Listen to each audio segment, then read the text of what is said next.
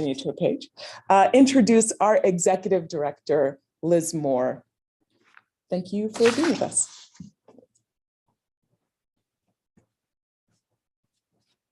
Thank you, Jack, and good evening, everyone. I am so glad to be part of our Peace and Justice Action League community with all of you. I always feel so grounded and energized when we're together, even when it's virtual. We want to begin by respectfully acknowledging that while we are gathering virtually, we are all somewhere, and where we are is Indigenous land. I am on the occupied traditional lands of the Spokane people who have stewarded this land since time immemorial. We offer our respect to elders both past and present. We commit to intentionally addressing the outcomes of the doctrine of discovery with the truth about human beings who were already here and who continue to resist the impacts of ongoing colonization and to fight to sustain their culture, language, and people. We know it is insufficient to simply acknowledge the land we occupy. Since time immemorial. We offer our respect to elders both past and present. We commit to intentionally addressing the outcomes of the doctrine of discovery. Deserves to be said as many times as it needs to be said. I can't turn the YouTube sound. Oh, okay. Because we know it is insufficient to simply acknowledge the land that we occupy, we commit to centering the voices, leadership, and solutions of Indigenous people in our communities and around the world. We stand in solidarity with Indigenous people who are leading the fight to protect our planet's biodiversity across the globe. We encourage you to give financial support to Indigenous-led organizations here in the land of the Interior Salish peoples, to buy native and to integrate the essential voices of Indigenous people in our lives all year long. Our words are only as meaningful as our actions. And as we gather this evening, we refuse to turn away from the horror and grief at the violence of dominant culture. We grieve the children killed in Uvalde. We honor the Black people murdered in Buffalo. We refuse to turn away from the white supremacist ideology or white supremacist delusion, as Sonia Renee Taylor says, which powers our dominant culture and which has been protected throughout history by white supremacist systems. And we know there have always been resistors, organizers, teachers, leaders, healers, Black and Indigenous and people of color and white as well.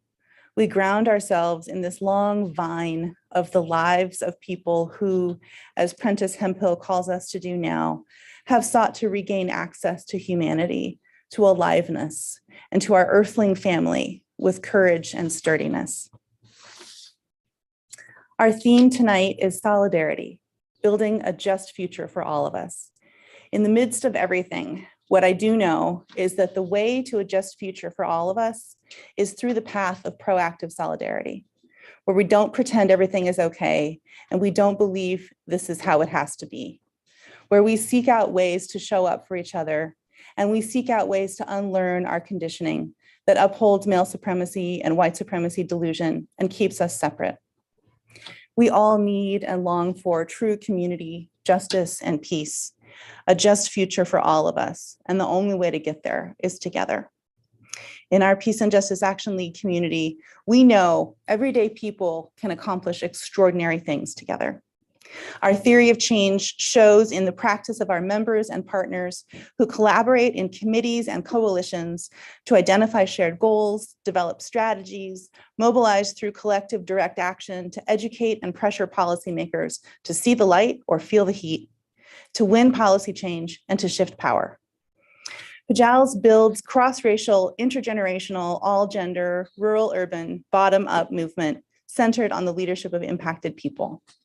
Our top priorities continue to be ending mass incarceration and systemic racism in our city, county, carceral system, countering white nationalism, our wonderful Young Activist Leaders program, and education for action focused on racial justice and grassroots organizing.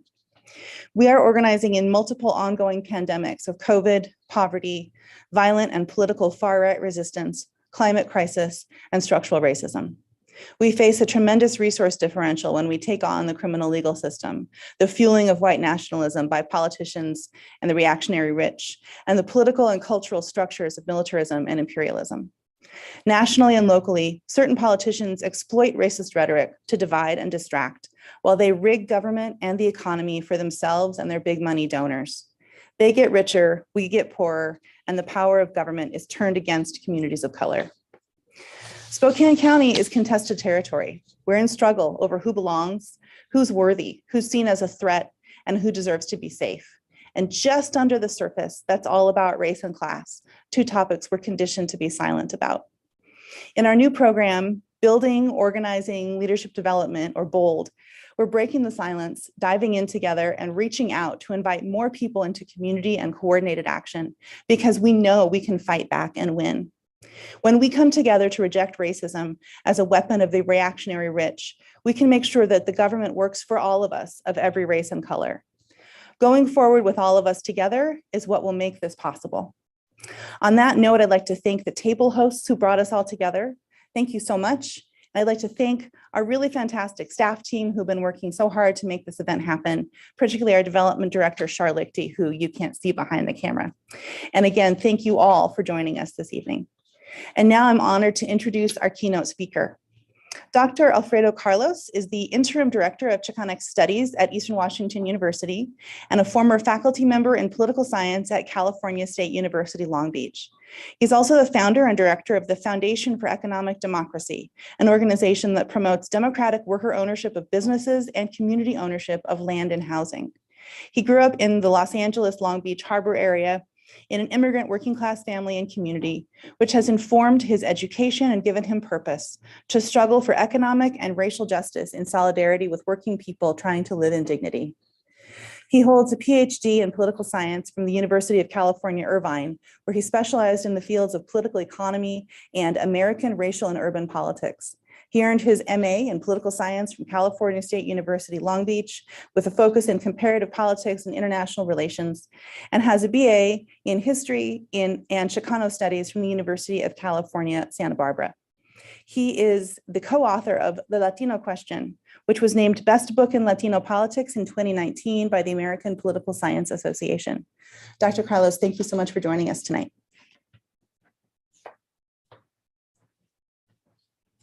Thank you so much for that, Liz.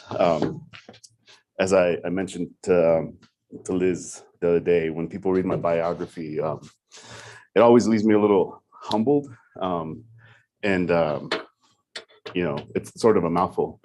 I'm incredibly honored to be here today, particularly to talk with you all about the amazing work that your organization is doing. I am humbled to have been invited to speak to you all, particularly because the work that you all do, the work that this organization has been doing in this region for the last 50 years, is critical work, and it's important work, and it's work that has become extremely personal to me. One of the reasons that it's always a little weird to hear my biography or people talk about sort of some of the accomplishments that I have is that I still think of myself as a poor kid who just grew up in that neighborhood, and sort of when you grow up poor, you don't really know that you're poor until you start getting older. And, as a kid, for me, it was normal. It was a 2-bedroom apartment. My bed was the first thing you saw when you walked in, and, you're a kid, you don't notice those things. That's just normality, right? But as I started growing up, I started to develop a lot of questions. I started to see a lot of things that were different in my community versus the communities that I visited or was transported to. The community that my school was in looked a lot different than the community that I lived in. And so the older I got, the more questions I began to have. I started having interactions with the police that were different from the interactions with police that I saw other types of people have, white folks have. And so, these questions sort of permeated the back of my mind. They were there. I was too young to really analyze them and to really think about them in a political sense. And so, and while that was there, my parents being immigrants and working, low-wage jobs, they try to get me to go to school and do well and to achieve the American dream. And so these two dual tracks sort of occurred. I went to college because I had some privilege. People protected me in my community. And when I got to college, I was there really to make it, to become, wealthy and all that, right? But as soon as I got to college, some people that looked like me took me aside and said, hey, there's some stuff you should know that, this is what happens. This is the way the world works. And so I started taking classes in Chicano studies. I started taking classes in history. I started taking classes in working class history. I started learning about social movements, and I became really politically aware. And I started understanding why our communities live the way that they do, why this stuff that happens in our society that seems normal isn't normal. It's not unavoidable. Like, these are things that are there because policies are set certain ways. These are things because we have a certain type of economy. And so I started learning about a lot of these things, and I started getting angry, which is sort of a beautiful thing because, that's one of the things that animates folks, right? I'm extremely angry about what happened yesterday. One of the things that I'm angry about, there's so much to be angry about, but the school that this happened at was 90% Chicano Latino school. I'm extremely angry about the racist rhetoric in the society. And so, this anger as a young person animated me into action. But that anger is also, it can be destructive.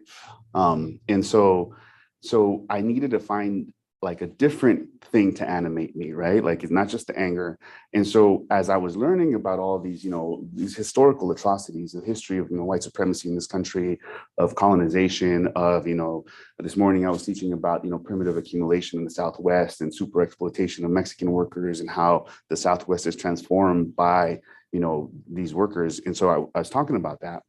And sort of one of the things that I started also try to pay attention to is solidarity.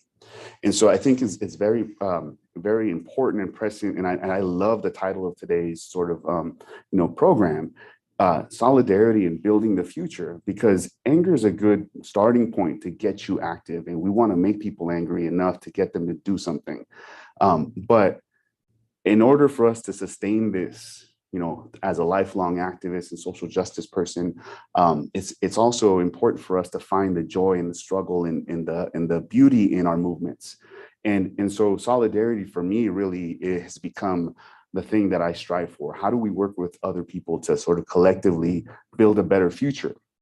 Which is, that's what we're trying to do. And so this becomes sort of a dual project, right? Where I was young and I was learning about these things. I was learning about, the struggle. And then I started to see the beautiful aspects of the struggle, how people had fought against these oppressive elements of reality. And I like to quote, one of my favorite books, Pedagogy of the Oppressed, because, if you haven't read this book, I really highly recommend it. You're probably not going to understand it completely the first time you read it, and it's fine because it is a little bit on the theoretical piece. But in the preface, there's a funny looking word. And that's a Portuguese word that means conscientização, which means consciousness, right? And he explains, the purpose of a liberating education is to learn to understand the oppressive elements of reality, the social contradictions. And then the second piece, which I think is vital and which I think is really beautiful that your organization is really trying to get there, is to take action against the oppressive elements of reality. And it's that second piece that is hard for a lot of people to make that jump. Like, we do a really good job at the university in teaching about the atrocities and the difficult things and the struggles and the horrible things that happen in our society, and even frameworks on how to analyze society. But it's that second piece that actually, that's the purpose of the thing. We're in this to take action to change the world. And so that's one of the reasons I'm incredibly happy to be working with this organization, because of the things that you're all trying to do, and actually the deep canvassing that you're trying to get engaged in. You're trying to actually knock on doors and have sit down conversations with folks about these issues that we're not supposed to talk about. But there's a reason for that. We're not supposed to talk about them because when we start to talk about them, people start paying attention and they start realizing that our current power structure is set up in a way as to benefit the people who benefit from them, which is, corporations, people in politics of power, the people that control the court systems. But when we regular people, normal, everyday working class folks start having these conversations, we start seeing behind sort of the fear mongering that happens. And I'm not talking about, like either or party, I'm talking about politicians in general. And so when we have those conversations, we start to be able to have a liberatory education where we can see, okay, what do we do now? and we get to a point where we want to start taking action. And so as you know, as sort of I think about the title of today's program, you know, one of my goals is to work with people and have conversations, not just to talk about the bad stuff that happens in our society, but I want to start having conversations about, you know, what does the world look like that we want to build? What does the world look like that you know, we want to get to? And so I had a really critical moment when I was in, you know, in a young activist right out of college. And you know, I felt like I had a lot of conversations. I had a good grasp of society. And one of the things that I was struggling with was I was struggling with sort of like realizing that a lot of the time we're reacting to things that are done to our communities. We're reacting to, you know, children being killed and murdered in schools where they're supposed to be kept safe. We're reacting to, you know, people not having bodily autonomy. And that's massively important work. And we should always defend the rights of people.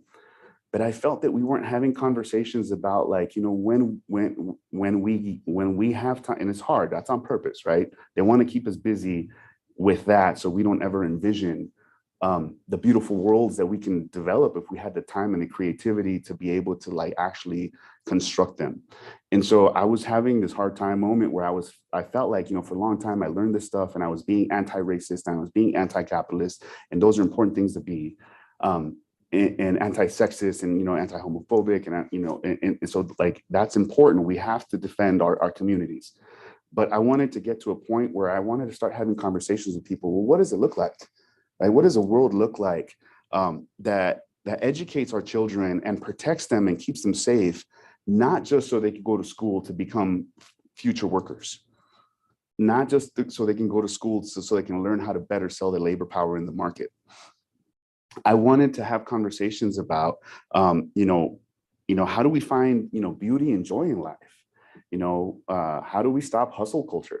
How do we develop our, you know, our humanity? How do we, you know, build a world where our value isn't determined by our consumption? And so I think it's important that as we move forward in this 21st century, that always look to the past and to understand and learn the struggles. Always look to understand and to learn from those struggles, and to learn and, you know, and to also, you know, be critical of some of those struggles and what, you know, what was the failings in that social context. But as we move forward, I think we need to have a lot more conversations about, you know, what does it mean to work together collaboratively, democratically, to build the future. And I can't say that I have a particular answer. There's a lot of ideas that I have. But I'm happy to be in conversations with you, with the folks at PJALS, with other organizations who are starting to have those conversations beyond just always reacting to what's done to us, and to go on the offensive, to start envisioning new possibilities.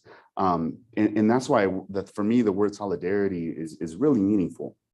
And it's meaningful to me, particularly because that word evokes a feeling of being with folks, right? Not talking at folks, not, you know, not telling folks what they should do, but being in community with people to build the future and to have conversations of, you know, and I say future singularly, I mean it plurally. It doesn't have to be one future. And so I'll try to wrap up quickly. Sorry, I can get long-winded. You know, how do we develop a vision of totality, a totally different, a vision of totally different ways of being and different ways of doing, sort of together? And so I'm always really animated by this rebellious group of folks in the Mexico, sort of in the Mexico area, known as the Zapatistas. The Zapatistas are, in 1994, they're indigenous people who rose up because they felt that their way of life was going to be sort of obliterated by NAFTA. And these people, you know, they took up arms and they turned into a social movement, and they had a really charismatic speaker. He wasn't the leader, even though people saw him as leader. People don't even understand that, right? He was actually speaking on behalf of the folks because he can do this media stuff. And so I'll end on a quote that I think really, for me, encapsulates what I'm trying to do and what we're all trying to do, and what, with your help, we all can do, which is, it takes a lot of laughing to make a new world. And that world doesn't have to be one world. He mentioned this, I'm quoting him, Subcomandante Marcos, that we want a world where many worlds fit. I'm not trying to impose my own particular view of the world. I want us to collaborate to develop different worlds. What does a healthy living world look like in Spokane, Washington? What does a healthy living world look like, back home where I'm from? And it might be two different things. There are two different regions with two different peoples and two different histories and different folks who are coming to there. And so that's what solidarity means. Solidarity means figuring that stuff out and actually having conversations where you understand how the society works, race, class, analysis, understanding that. But more importantly, beginning to have the conversations, hey, what are some different policy ideas? How do we run businesses differently? How do we change the economy? What sorts of narratives do we want to construct? And we have to develop and promote the language to elaborate those visions. But we have to have those conversations first. And I think it's important, and I'm incredibly happy that PJALS is doing that work, and I'm happy to collaborate with PJALS on that work. And so I just want to thank everyone for giving me 10 minutes to speak with you all. Thank you very much.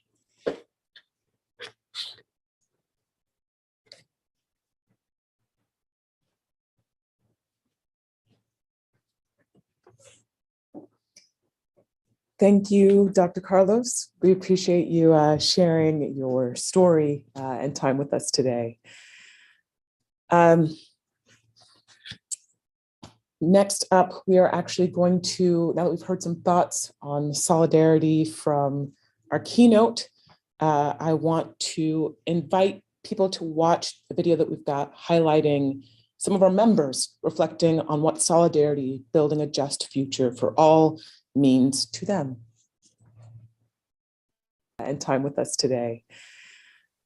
I first got connected with PJALS Next when I was up, we are actually organizing going in to, Seattle now we've and heard some heard thoughts on PJALS solidarity present from about the work they our were keynote. doing, having folks I want tell their to authentic invite stories to people in watch the Congress, video things that we've were got working on highlighting making some of our actual members. change. I ended up going to a workshop that Liz Moore was conducting. There was a initiative being proposed to be placed on the ballot that would possibly implicate every single person who was either a different color, spoke with an accent. I got involved with PJALS because of Proposition 1 that would roll back the rights and the protection for immigrants and refugees. It was going to empower any city employee to ask for documentation. And I took exception to that. And I thought, my goodness, my son is just turning 15 and he could be parking at a meter and he could get asked by the person collecting change from the meter, say, show me your documentation. I remember standing up at the end of that workshop and saying, I'm starting a movement right here, that we are going to voice our disagreement about having this initiative placed on the ballot. Liz Moore turned around and said, fine, come join our No Discrimination Spokane. I became part of that coalition. I co-chaired it with Puyan. And I got involved because the organizations that I was part of, they were in the lawsuit against Prop 1. And we ended up becoming a group of 28 different organizations by the time we stopped. And we defeated that proposition. This is the kind of stuff that PJALS do. Nancy and Rusty said they would have a dinner and you could auction the dinner off. There were 10 or 12 people who bought the dinner and were going to go to their homes. I got a much better idea of what they do and how they go about it. They had steps and things to put into place on how they would advocate for poor people or people of color or gay and lesbian folk. Before I joined YALP, I feel like I was very just like an angry person because I didn't really, I was just in middle school and I didn't really understand a lot of this stuff. Why I was feeling this way, I didn't understand that it was because of these systems that are meant to work against so many people. I was at the Women's March and I picked up a YALP flyer. This was in January of 2019. And I took it home and my dad was like, oh, I know somebody that's involved with PJALS. And so I went to YALP and I was super engaged and really involved. And then at the end of that year, I was asked to come on staff to actually run the program, and I've been doing that ever since. In 1996-97, we started developing a human rights ordinance for the city of Spokane. The ordinance was passed. Some of the citizens put it on the initiative to get on the ballot. But PJALS was there and provided the support that was necessary for us to win that ballot initiative. And this is the first time in the state of Washington that an LGBT issue had been won at the ballot box. And then once I started to get involved and get a little bit more connected to staff and other members, I definitely felt like this is a good organizing home for me. This feels like my people and people who are having shared values around racial justice and economic justice. The success of social movements is not just coming from charismatic leader, but it comes from everyday people deciding that I have a part in it, I wanted to do something about it, and I think PJAL's role is to help people realize that. The training of young activists. And I'm really excited to see the effort that goes into that project and the results of the students that have completed the program and having an impact in their communities. Really learning from people who want to give you their experience and their knowledge is something that I really want to make sure I'm never taking for granted, because as a young person, experiencing adults and people that are older than you who really do want to listen to you is something that you don't always get in a school setting. There's strength in numbers. We need the voices. We need people to come to us and say, yes, I believe in you and I agree with you and I will stand by you. This is why I stay engaged, because I have chosen to make Spokane my new home. I'm an immigrant, and therefore what it means is that I've built this community around me. At the beginning of the pandemic, when we started to see the rise of anti-Asian American racism, we at APIC were thinking about what we could do. And so we thought, okay, maybe we could work together with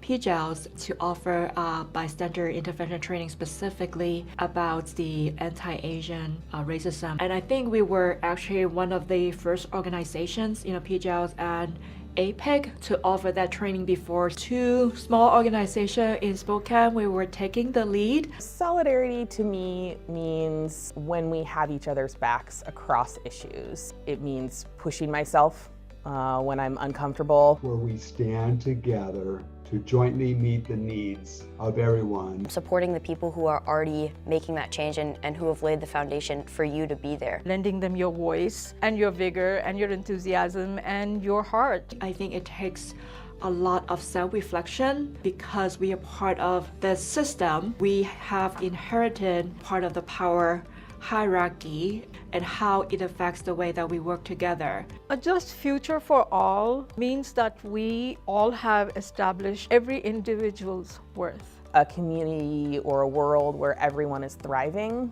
there are not a privileged few who are experiencing the benefits of change. Housing and the ability to find mortgages and not be charged extra because there are two men sitting in front of you as opposed to a man and a woman. People should not have to worry about going to the police when they need help, where might be even a world where we don't even need the police to begin with, because all of these root causes for crime will not be there anymore. Mass movements have gained a lot of power, and those movements, like us, these community organizing, have to include the people that are most affected from the very beginning. The day that we're all accepted to be what we are, and we're all the same, and we're all normal, and we all have worth, we'll be out of a job.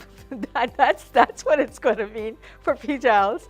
Unfortunately, in all of my years, I'm now retired, I never reached that objective. And so PJALS needs to continue to be there to do the work. Listening to its members that is a collaborative process, as well as one that is directed and led by people who are most impacted, because those are the folks with the most knowledge. We are continuing to build an interracial, cross-class, and multi-generational movement.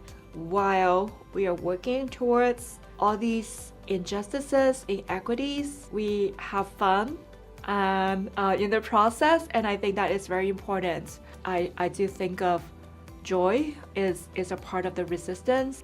I am proud to be part of PJALS, and I know there are new people and more people joining us every single day because people believe that just future exists for all of us.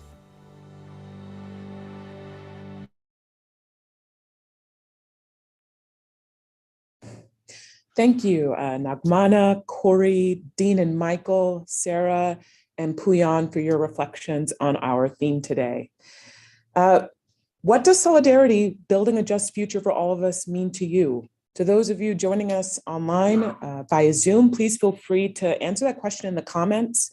And if you're going to be joining us for some post-program socializing, think on what your answer might be and share that with your virtual table.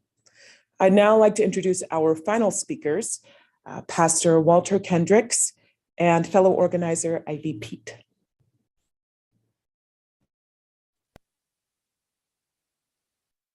Hi, I'm Walter Kendricks, and I have the extreme honor of being the pastor of the Morning Star Missionary Baptist Church of Spokane, Washington. I also am a member of the Commission for African American Affairs for the state of Washington, and in my spare time, I'm a founding member of SCAR, Spokane Community Against Racism. The reason why I'm with you today is to voice my support and to let you know why I support this organization known as PJALS. PJALS, the Peace and Justice Action League of Spokane, has been in existence for many years, and they have always lended their voices on the side of justice. I support PJALS, but yet my reason for supporting PJALS is found in their name, the Peace and Justice Action League. There can be no peace where there's an absence of justice. And when there's true justice, another thing that accompanies that is the presence of peace. As they have striven for many years to fight for justice, I have joined with them in the fight for justice. And we are searching for that elusive thing that's known as peace.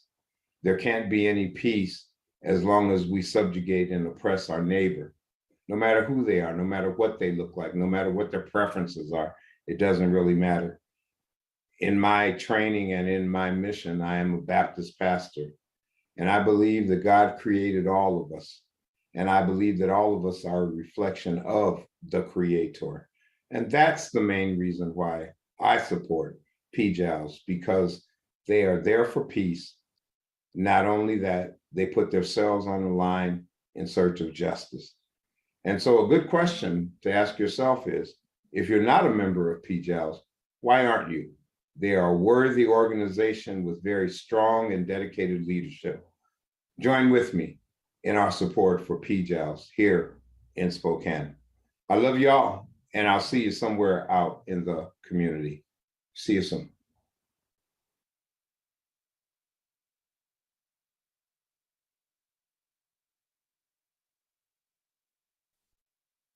For the PJALS community with love, passion, and fervor, Peisha'u. So in all honesty, I was asked to share about what YALP is and does for this event, but as I began writing, I realized that what I really wanted to share with you was much more nuanced and personal.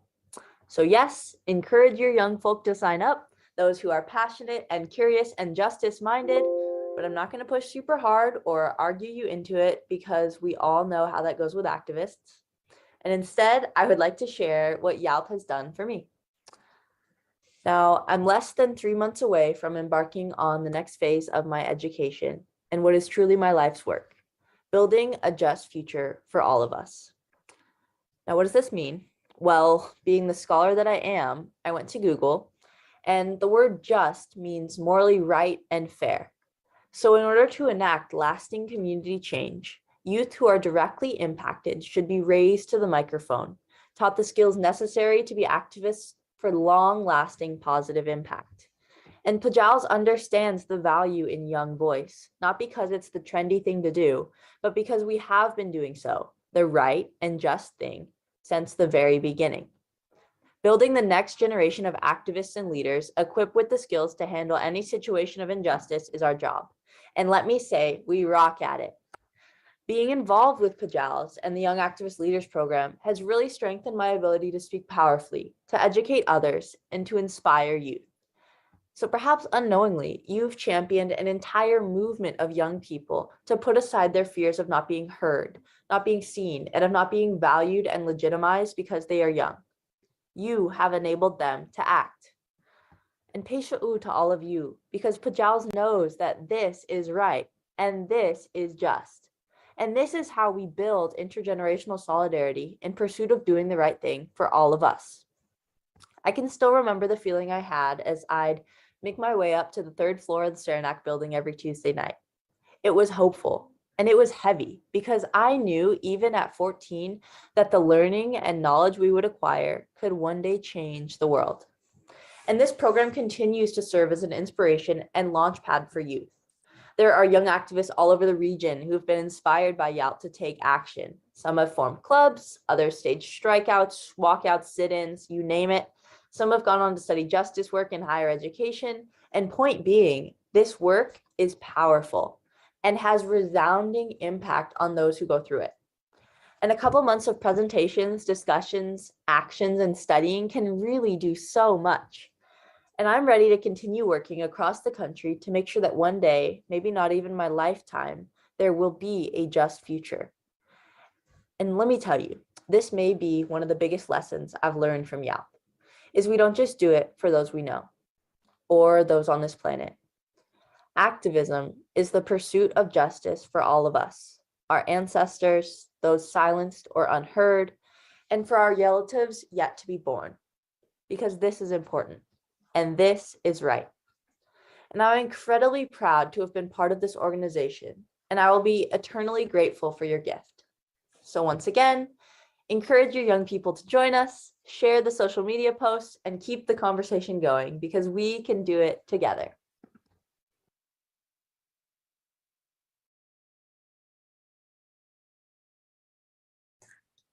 Thank you all so much for attending today. Thank you for building solidarity and community. I found my way to PJALS when I was 8 months pregnant, right after 9/11. And that was 21 years ago. And I was in North Idaho and desperate to resist the xenophobia and the war machine. Tonight, you've heard others who have been part of this organization and the difference it has made in our Spokane community. And I had a whole speech written highlighting the growing labor movement, which is building momentum and solidarity. And then the news broke about a Palestinian journalist who was assassinated. And then news came in about a white supremacist shooting Black people in New York. And then from Southern California, a church targeted. And yesterday in Texas, 19 elementary school children and their 2 teachers. And in these breaks of my mama's heart, like in these moments of despair, it helps me hear, knowing that I can't do this alone, that I'm not in this alone, and that there's community bending that long arc of the moral universe towards justice. It is what Arundhati Roy writes of when she says, historically, pandemics have forced humans to break with the past and imagine the world anew. This one is no different. It is a portal, she says, a gateway between one world and the next. And that we get to choose to walk through it, dragging the carcasses of our prejudice and hatred, our avarice, our data banks, and our dead ideas, our dead rivers, and our smoky skies behind us. Or we can walk through lightly with a little luggage, ready to imagine another world and ready to fight for it.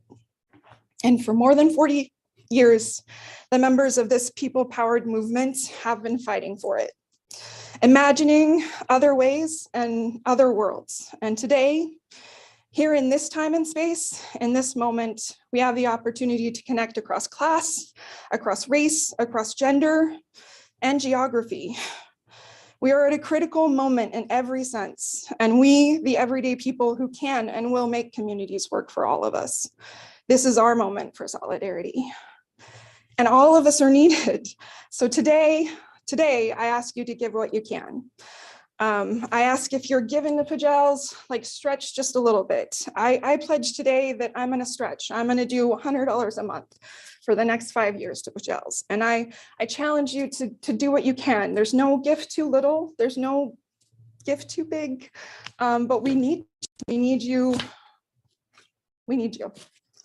So I'm going to close with that. And I feel like Spokane is a really special place, and like we get to make it what we want it to be.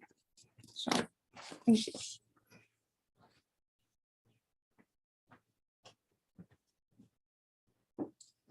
Thank you, Amy, for sharing that authentic call to action. And I want to thank everyone else for being here with us. This has been kind of an odd day. I usually think of benefits as a really celebratory moment, but we're in the midst of a lot of difficult emotions right now that just highlight how important the work is. And so I'm grateful to everyone who's spoken today. I'm grateful to our keynote, and I'm grateful to every one of you out here in the digital world. Please check out the donation link that is both in the chat and on the screen at peacejustice.org, and join with us both with your time and your treasure and your heart to keep this essential work moving forward. As Amy said, Spokane's a special place, and we can make it what we want it to be. That is the end of our virtual program. I want to invite everyone to join us for post-program socializing. All of us as virtual guests will be with their hosts at their breakout rooms, at their tables that way for a bit of a mixer. And before I sign off, let me thank all of you who joined us on Zoom, and those of you who are watching on YouTube. Thank you for helping us build a more just and nonviolent community. Good night.